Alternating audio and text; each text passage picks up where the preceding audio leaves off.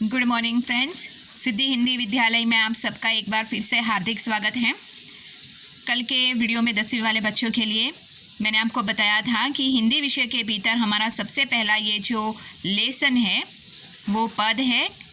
जिस प्रकार से गुजराती साहित्य में मीराबाई ने श्री कृष्ण को लेकर पद लिखे थे, बिल्कुल उसी प्रकार से यहाँ पे हिंदी साहित्य के भीतर सूरदास ने श्री कृष्ण के प्रति अपनी अनन्य भक्ति इस पद को लिखकर बताई है। श्री कृष्ण ने ये जो पद है वो वज्रभाषा में लिखा था। इसके साथ साथ यहाँ पे इस पद का भावार्थ मैं आपको थोड़ा सा बता देती हूँ कि ये पहला पद है। हमें कुल यहाँ पे 4 पद पढ़ने हैं, उसमें से चौथा पद हमें निकाल देना है, तो 3 ही पद पढ़ने हैं। अब यहाँ पे ये जो पहला पद है वो पहले पद का भावार्थ मैं तुमको थोड़ा सा बता देती हूँ कि यहाँ पे जब श्री कृष्ण चले जाते हैं तो वो उद्धव के द्वारा गोपियों को संदेश भिजवाते हैं।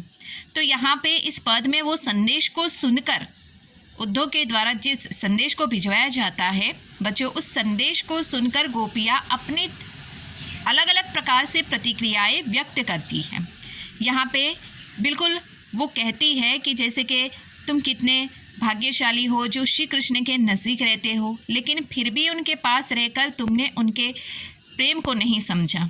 जिस प्रकार से कमल का पत्ता होता है, वो कमल के पत्ते के ऊपर जल में रहता, लेकिन फिर भी जल कमल के पत्ते को छू नहीं पाता। क्यों? क्योंकि कमल के पत्ते के ऊपर चिकनाहट होती है। इसके लिए जिस प्रकार से वो तरह तरह के उदाहरण यहाँ पे देती है। जिस प्रकार से तेल की गगरी होती है, यानी मटका, तेल रूपी जो मटका होता है, उसके ऊपर पानी की बूंदें गिरने पर भी पानी की बूंदें उस तेल रूपी मटके को छू नहीं पाती हैं। उसी प्रकार से तुम श्री कृष्ण के नज़दीक रहकर भी तुमने प्रेम को समझा नहीं है, प्रेम के महत्व को तुमने समझा नहीं है। लेकिन यहाँ पे सूरदास ने अपने काव्य के भीतर, अपने पद के भीतर लिखा है कि गोपियाँ कहती है कि हम इतने दूर हैं, लेकिन हम गोपियाँ इतनी भोली भाली है कि अभी भी श्री कृष्ण से दूर रहकर भी उनके प्रेम के महत्व को समझती है। बिल्कुल उसी प्रकार से जैसे कि जो गुड़ होता है, चींटियाँ उससे आकर्षित होती है, बिल्कुल उसी प्रकार से हम इतने दूर रहकर भी श्री कृष्ण की अनन्य प्रेम और भक्ति को यहाँ तक महसूस कर सकते हैं। तो यहाँ पे उस भावार्थ, मैंने ये पहले पद का भावार्थ आपको बता दिया है। अब ये जो लिखा हुआ है यहाँ पे उसको समझने का प्रयास करते हैं। पहली पंक्ति में देखिए, उद्धव तुम हो अति बड़ भागी। तो यहाँ पे गोपियाँ उद्धव से कहती है कि उद्धव बड़भागी यानी भाग्यशाली, कि उद्धव तुम तो कितने भाग्यशाली हो, उद्धव तुम तो कितने भाग्यशाली हो। दूसरी पंक्ति में देखते हैं, अपरस रहित स्नेह तगाते नाहिन मन अनुरागी। अपरस रहत स्नेह यानी स्नेह प्रेम, तगा यानी धागा, अपरस यानी नीरस अलिप्त, नाहिन मन अनुरागी यानी प्रेम। दूसरी पंक्ति का अर्थ ये होता है कि गोपियाँ कहती है कि तुम श्री कृष्ण के नज़दीक रहकर भी तुम्हारे मन में उनके प्रति जो प्रेम है वो कैसा है, प्रेम रूपी धागा कैसा है, अलिप्त निरस। तुम श्री कृष्ण के नज़दीक रहकर भी उनके मन को समझ नहीं पाए।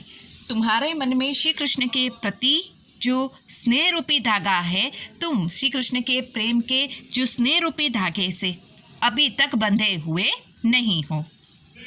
तीसरी पंक्ति में, पुरैन पात रहत जल भीतर तारस देह न दागी।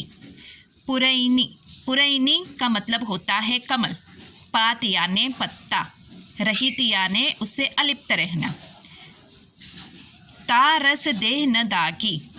यहाँ पे तीसरी पंक्ति में गोपियाँ कहती है कि जिस प्रकार से उन्होंने उदाहरण दिया है कि उद्धव जिस प्रकार से कमल का पत्ता रहता है, कमल का पत्ता जल के भीतर, पानी के भीतर रहकर भी जल उस पत्ते को छू नहीं पाता है।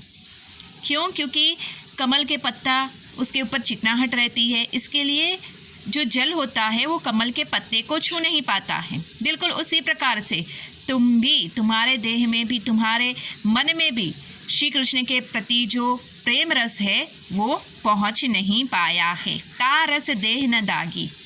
तुम श्री कृष्ण के प्रेम रस से अलिप्त रहे हो। चौथी पंक्ति में जो जल माह तेल की गागरी बूंद ना ताको लागी। अब यहाँ पे दूसरा उदाहरण दिया गया है गागरी। गागरी यानी मटका।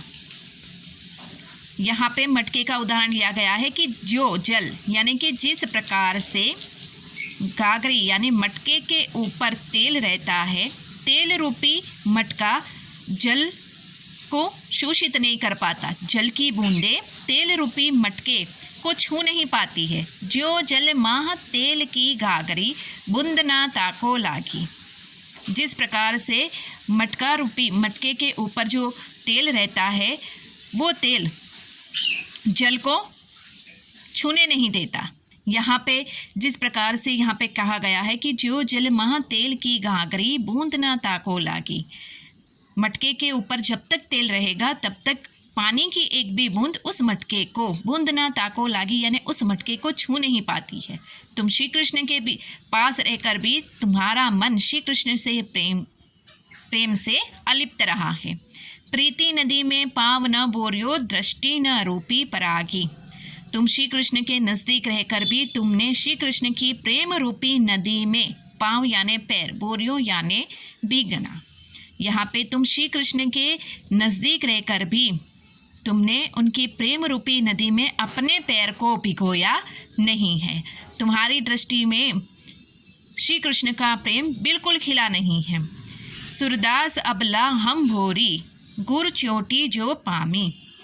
सूरदास के इस पद में अबला यानी गोपियाँ, भोरी यानी भोली भाली। सूरदास के इस पद में गोपियाँ इतनी भोली भाली है कि श्री कृष्ण से इतनी दूर रहकर भी उनके प्रेम को वो, उनकी भक्ति को वो समझ पाती है। जिस प्रकार से गुड़ यानी गुड़, चांटी यानी चींटी, जो पामी। जिस प्रकार से गुड़ को देखकर चींटियाँ गुड़ की सुगंध से ही चींटियाँ उससे आकर्षित होती है, बिल्कुल उसी प्रकार से सूरदास के इस पद में रहने वाली गोपियाँ भी श्री कृष्ण से इतनी दूर रहकर भी उनके प्रेम से अलिप्त नहीं है। तो यहाँ पे गोपियों ने पहले पद में उद्धव को अपने तरह तरह के उदाहरण देकर बताया कि तुम श्री कृष्ण के नज़दीक रहकर भी उनके प्रेम रूपी नदी में तुमने अपने आप को, अपने मन को भिगोया नहीं है। लेकिन हम भोली भाली गोपियाँ श्री कृष्ण से इतनी दूर रहकर श्री कृष्ण के प्रेम और भक्ति को इस प्रकार से महसूस करते हैं जिस प्रकार से गुड़ की सुगंध से ही चींटियाँ आकर्षित होती है। तो यहाँ पे आज बच्चों इस वीडियो में हम एक एक वीडियो में हम एक एक पद को देखेंगे। ठीक है, धन्यवाद।